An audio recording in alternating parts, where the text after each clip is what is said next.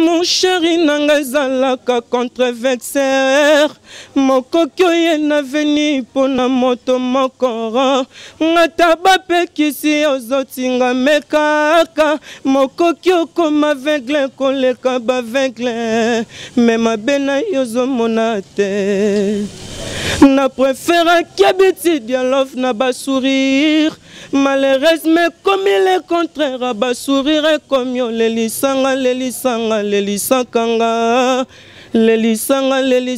lelisakanga le teto lelisinga makosalanga pasi bebela ngai nanga yoko malanga mbonga ipe na ngambo bolingo ya bomwana na ebaka na ngate lobi tokoki kokabwana Victor nazalaki ndekoloba no bosoku bozoba eleka mingi tokozanga ngai bolingo yo moko bandaki na tango pasi lelo la tango esengo ekoma ya mosusu webi nalingaki yo mingi Victor nalingaki yo ya tro bosoku elokwa peme pasuki kanga motema bolingo nange pasuki naza kolela Victor bosoku.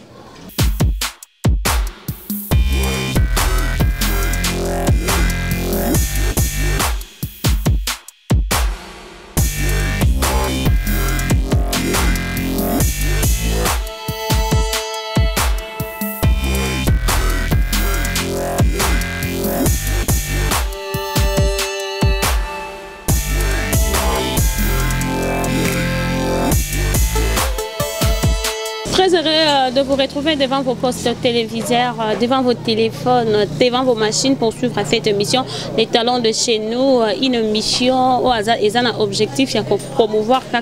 les jeunes talents. À travers cette émission, on fait la promotion et artistes, musiciens, comédiens, plasticiens à travers cette émission. Ceux qui ont un talent,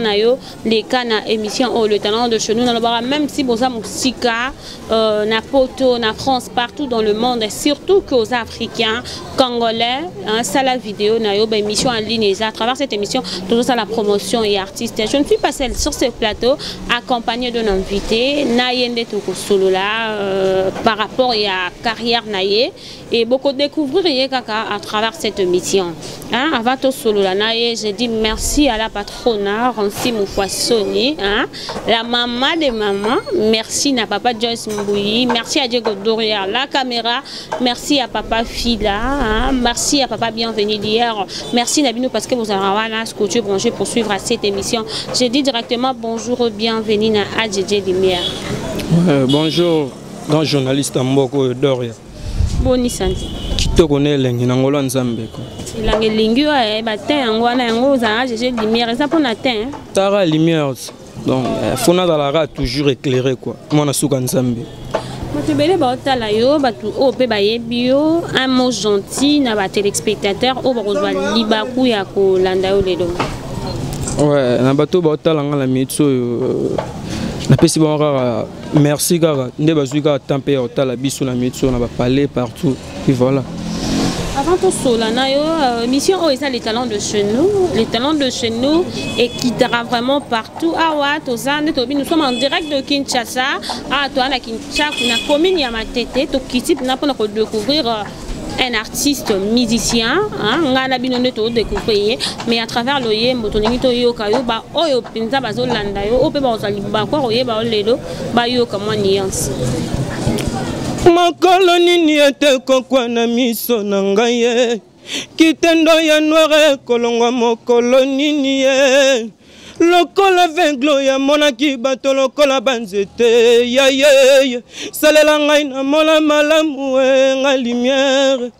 ngo ya ye ngo ya ye ngo ya ye. Puis voilà. Merci beaucoup, félicitations Mongoro Kitoko. Je crois vous découvrir. Papa bienvenue hier au sentir les lumières. Olobi loye monde kotoyo Mongoro de kotoyo. Bino bat bosungara artiste yo.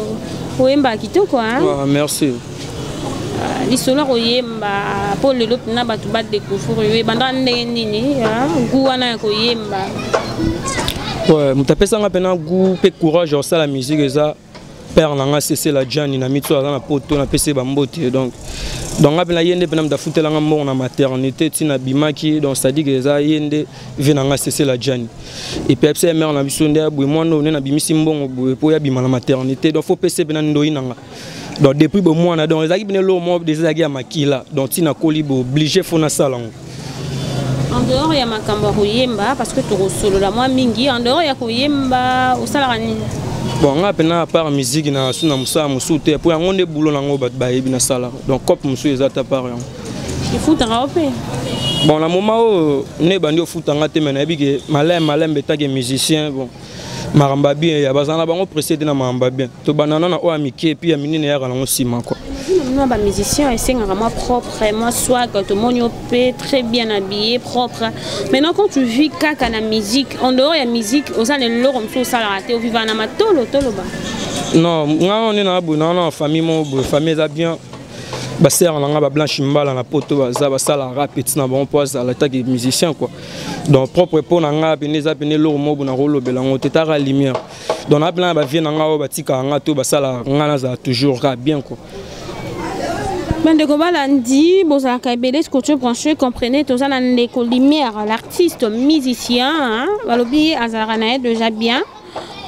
Artiste ya bato belé ba otala yo o ba découvrir yo lelo mungongo kitoko betel biso lisolo na yo ya koyemba obanda koyemba depuis kala obeta na orchestre moko songolo to yemba kana ndaku. Bon, nazala pas filé et venanga bina filé full boss donc nazala pas na vie que donc na ndenge na bando lingezala ezala bongo te ndo monisko na mitso sko na kwa nga na sa siko manga ko nzambe mo ebinenga o diriger nga ko donc osala ki na orchestre filé ndenka kalongwe pa ndeko na biso fa bozala ki na osali combien d'années kuna ba ne belé po tunga de to notre avenir de partir parler à coulisses pas déjà on est sanga de petit nanga so mambo simbi to zana yo vu que ma mpe simbi ba façon na na linga to me mama ya ba no me manga bongo te yango mona se décider na bena na kwa nanga take mutama kambu pe mona suka nzambe bébé lumière nzambe mo ebinenga o diriger nga ko o banga te ya ko se lancer directement yo moko na carrière solo muto azala makambo banga te muto azala makambo banga te na ebi ongaza na ebi pe ni non ça le est très important ba oyo sala donc na boy donc na pena trop sir na bandenge mo boy po na la pena ba vie na ngape ya ba musicien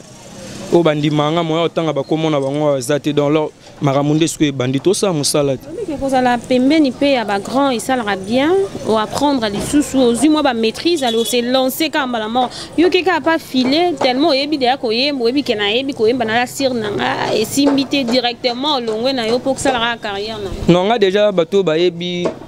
ba Misa Villanova let's musique ba ebi na yaka déjà 2016 na radio pas maestro Fablo bon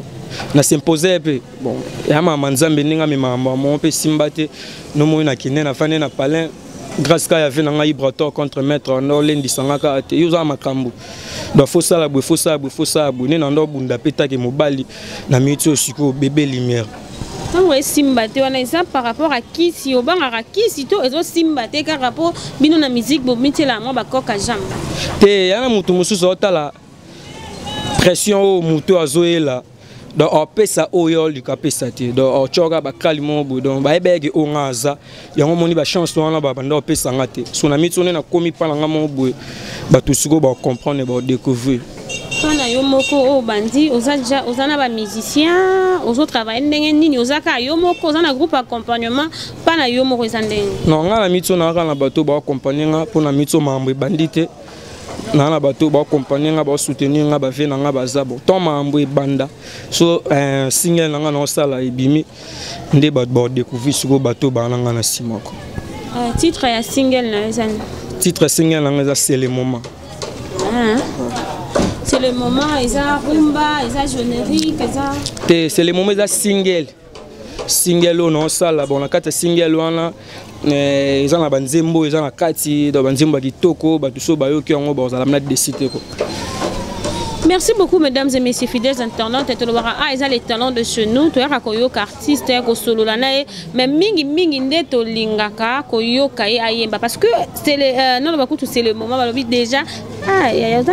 kasi ko enge okomo bungsanga bo. Alors bien à travers cette émission on fait la promotion de l'artiste. Donc toyaka koyoka mingi vraiment de mais toyaka koyoka ende na loyembo. Donc tokotikela ndeko asakanela vraiment micro parce que bino boko landa, bino obo soutenaka ba jeune talent toyoki pe asala yemoko azobanda masolo na yemoko ozape na besoin na bino bozare beles coach branché obo tala rabiso yango totikele kaka toyoka enanu toyoka parce que nous avons que papa bienvenue hier à Zana ou à soutenir Rabatou na bandi qui a osé arrêter pour soutenir donc on a zongé on déco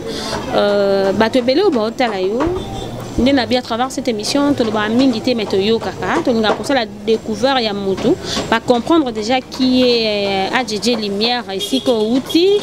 moi mon qui est ba yebi pas makambuko na yo mais bani pe ko yo kayo oyemba lisusu na habité uta pas bien filé moi le moi ya bien filé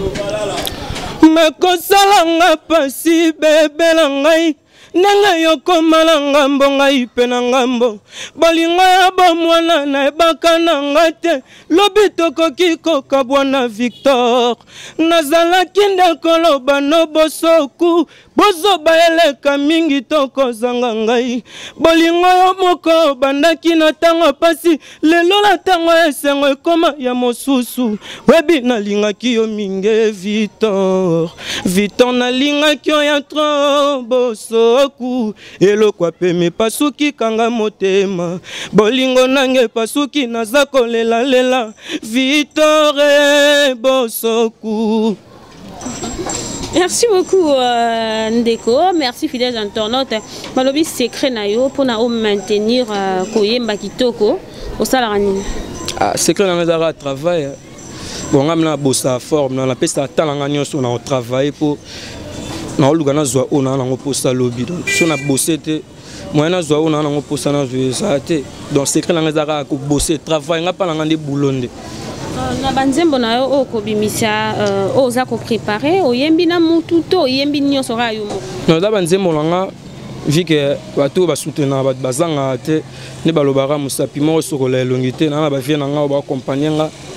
o ba cha ba vocal mais pour le moment ils apena ba chana nga na oyemba banzembo na nga moko. Ni balobara bino ba mission mingi bosomba banzembo est-ce que ndeko okomara pe banzembo to nyonso oyo okoyemba o bato ba redécouvrir ezara yo mom to komaki. Ngamna na mistake sotara moi mukini na zabu ebena bo ngamo pe na komaka vu que ba parole musupe bazanga te bazala pemela na ba artiste mais mingi pe na ngande mo cerveau monteur moto à train ngamo pe na banzembo na ngebele na beta o eza banzembo na ngamo ko na sali ino ke parole ya do banzembo na ngamo na sali toyoka tango robimesara AJJ na AJJ yona bit ba parole bazanga te mais ebele ndeza yanga banzembo belende za nga fike ba parole ba koyaka ta mona 2 mois moko na trier comme si na rôle ba pété nga mona sa single na nga moko mais na benga ka yobika ma moneza mais mingi za ndika nga moko. Merci beaucoup Ndeko AJJ obandi carrière na yo félicitations nzambe a accompagné yo biso émission o hier awana pona ko sopa ba flair na ba jeune talent est-ce que le loso balobi ke oyemba pentembo mona bina filé ozande rozwango oyambango facilement to ndebo kabwanela en tout cas ça la chemin na yo te salanga bien wana na vie na nga quoi donc salanga bien je vais pas aller lango fort la gars mana petit na ayebi donc ça l'a bien donc ça l'a bien kitoko plaisir à trop talara full boss élève le maître et bon na solo no o bando bongisa album na o bimisa okanisa kite ko senga ta full boss a chapé moi le boko te la ligne no ezala no ngamoko quoi pour on va découvrir AJJ pour première eloko so bengi bango te koma isimba boeza pour na biso to zalaka non yango na préparer ki ngamo no na za no mutu a train so bango boya na sima donc na mitso ndenga moko ni no sama ngako comment élément moko na single no o bongisi mo loko mo ya yo moko population pe o kotala yo découvrir yo e mame butwa lelo na lalite butwa lelo na lalite butu nyonso seko kanisa nordi mukele butu nyonso seko banzaka jogo nanga oh nordi ya mukele bolingo nanga seyo antidote eza solution pona ba virus kasi susi na motema solution seyo nordi mukele eza bolingo nordi mukele soki balingi yote kanga motema Bastille nini oyembi na single na bon nayebi bastille ebele donc nalinga kolobaloba ngo trop te eza lowa secrètement boye quoi donc nalingaki bato nde bazela nde single ebima bon comprendre bayoka banzembo nayebi na kati bayoka bastille oyo nakei donc eza kaka bato bazela nde bayoka. Merci beaucoup, fidèles internautes. Merci beaucoup à Djodje. Merci beaucoup parce que vous avez la kawana et belé scotcho branché pour na kolanda. Balobito kitaki kana kinsa pour na découvrir le jeune talent. Balobi émission où ils ont les talents de chez nous. Objectif na weza kaka côté artiste, ko promouvoir bino boza libanda boza partout dans le monde. Bino pe bolingaka musique, Balobi a Djodje lumière yo avec opé sa lumière avec éclairer l'issue sous musique congolaise on a biso Djodje tozo ki na biso malembe na suka émission na biso tolobi émission ezaka les talents de chez nous tolobi que ni single les a déjà en cours tolingaki to sur la minimum matali single na yo mais eza secret to ko retenir yo pe longtemps mingité mais toi na posaka to yo kayo to yo ko lisusu na éviter en dehors ya bina filé ceux qui au vandi penza ndenge landara musique na biso congolaise ozana artiste moko oyo lingaka mingi to idole moko nde na yembaka nde lobi lingaka Djodje akoso masolo même en dehors a Djodje en dehors ya bina filé référence moko oyo ya yo so vandi na lingaka vie wana nga bena idole nga beneza ya liboso père na biso papa Bailo Kanto papa Redi ya Messi donc na lingaki trop donc idole nga bena ye wana wana nzelo mpe ya papa si je comprends bien, yoko monyonga ngai. Soki natali bien, yoko nyo salango nanko. Kanka yo moto na chela kamotema yoko nyo salanga boye. Mawana ngai kolela nanga. Lobelela ngai motema pasia wangaye. Na sala boni enga lumière oh mimi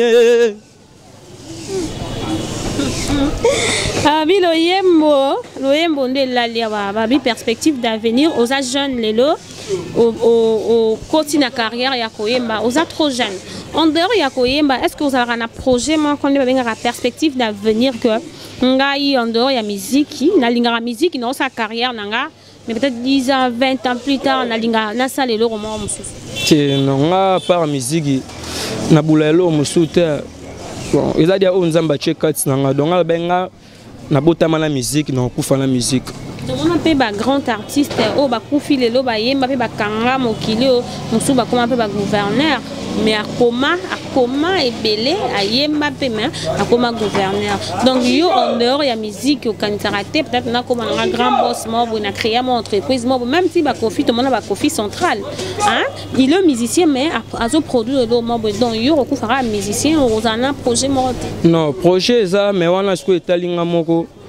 projet suko eza non sala ngo so ke eza ke na komi en place na linga na koma pour la mitso na ba projet belé fa na sala sala ngo projet basala ngo fo maramo boezala ko bakwata goraman ko felo mide lelo ba ko felo mide ba pela maramla ba musu basala pour bango déjà ba ko felo mide ngapela na projet tag bébé lumière mais ce qu'on a mis sur non marambe zate quoi non marambe zate mwana lo bango boezate mais na ba projet na ngaza na moi court parcours na yo ndengo expliquer biso ba difficulté nini o yo moko soko vandi o kutani nango et puis ndenge o bandi carrière na yo crainte nini ko banga nini o yo za nango ko banga za nango te po na sara no mamanga no ngamoko et puis na banga na mututi so na bina banga mote ke ngamono mamanga na sala no sala ngote na vie elo no so sala na vie babanga te donc na banga lo côté no sa mamanga calmement sinon ke na suka place no linga na koma difficulté nini o déjà depuis au bandit comme sikoyo o kutani nango ba difficulté c'est belé quoi c'est belé pour non tala que maman on sala tom sur étali studio étali clip ce qu'on entend à moment où on a bateau on a te quoi donc on sala maman non nga moko malem mais vu que kokate donc difficulté na kuta na ngo pena yango ezaki maman non linga na sala les maman makasi mais makoki bomanga yango moni non sala maman nga sala vraiment bien zate. Émission au ndé na lobby eza le talent de chez nous tina nango eza ko promouvoir ko tombola ba artiste émission au pesa na bato be balanda kango o pe bazara disposer pour na ko soutenir ba chaîne talent moi liloba na bato bazana ba moyen bato bazala wana pour na ko soutenir o expliquer biso muke problème oza nango parce que na pour rassurer que mo azana ba ba bienvenue hier bato pele basonga rabatu et émission et salamara pour na osunga moi liloba nous le besoin ma difficulté m'expliquer mission clairement pour bato ba ko landa yo mo bazana ba moyen ko soutenir bon ezaka que na bato tout bazana posta ba yemba bango na single yo ba na posta qui était bébé lumière yemba bango do bato ba na mona ba moyen na bango quoi donc artiste na bino et ça langa pena bien so soutien na bino moi 10 francs na bino 100 francs na bino donc et ça langa pena qui toko ya trop quoi charisme hein dans les ndenge na tara lumière moi na suka nzambe quoi fier bon micro bébé lumière na non bon peut-être batebe ba les kaka va exprimer parce que ça permet aux jeunes aux artistes de s'exprimer peut-être studio est compliqué encore mais nous la musique soni tout le pour s'exprimer aussi on va ya pour na mabanga nous on est là au moins pour tout bandi carrière stika donc aussi on appelle au moins pour mon appelle voyager simbi. Mesdames et messieurs, comprenez, nous sommes avec l'artiste Lumière, artiste fier, Makasi, encore à l'école déjà pas ma femme, pas ma nani, donc attitude doit être fier, car attitude moupé, qui mirara, mais ma problème est ça. Donc comme nous sommes souka, mais avant tout kabwana yo, toi na pour ça to yo kayo, mais toi émission ka sans émission, tina émission, c'est plus écouter l'artiste, toi na pour ça to yo kayo et puis surtout aussi ko yo kayo, on peut simbote na ba oya yo, moi liloba. Mon chéri nanga zalaka contrevexer mokoki oye na veni pona moto mokoro ngata bapekisi ozotinga mekaka mokoki okoma aveugle koleka baveugle me mabe na yo ozomona te na préfère qu'habitude dialogue na basourire malheureusement comme il est contraire bas sourire comme yo lelisanga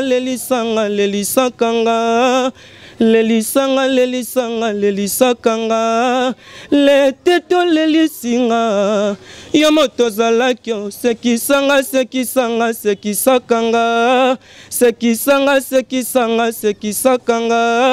don de Dieu yo lelisinga bambote nanga na Blanche Mbala et Bijou Mbala et José Bokama, cadet à famille, l'homme qui a sauté l'égoïsme, 6 parcelles ne pas à vendre, la maître Petro Yajido, Nordindinga, et puis la PC la Lisabola, El Conforta, et Joe Gonzalo, les marketeurs, et Lilian Liagola, moi c'est à Pembe, éclairage public, et puis na fanatico tout balinga, bébé lumière quoi. Raf Djemir, bel homme, marché cher, Marculo qui bat la swag, Papa Mokami. Merci beaucoup artiste Lumière, merci beaucoup Nengo qui rendre biso visite na plateau na biso ya le talent de chez nous. Mesdames et messieurs, nous sommes arrivés à la fin de cette émission. Merci à Patrick Ngolo, merci à Champana, merci à Diego Doria la caméra, merci Loleke, maman Karine Loleke. Merci à vous fidèles internautes parce que vous allez avoir ce côté branché pour na Kolanda. Tout le l'artiste yeyo ba soutien na binonde tozo luka na ba jeune talent. Pour mon talent ezali koyembe ezali azoyemba kitoko yo zana ba mbongo loko sale les raté donc artiste yo cette émission c'est pour promouvoir l'artiste donc boya na ba mbongo na bino pour soutenir le talent de chez nous to comme na biso na suka. Quant à moi je vous dis déjà au revoir et à la prochaine, bye.